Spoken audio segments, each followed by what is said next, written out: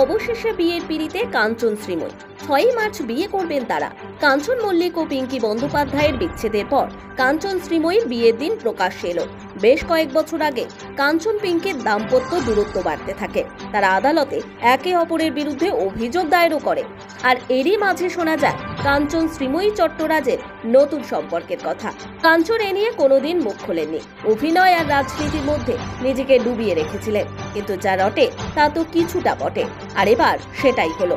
আইনি মতে বিয়ে করলে কাঞ্চন মল্লিক ও শ্রীময়ী চট্টরাজ।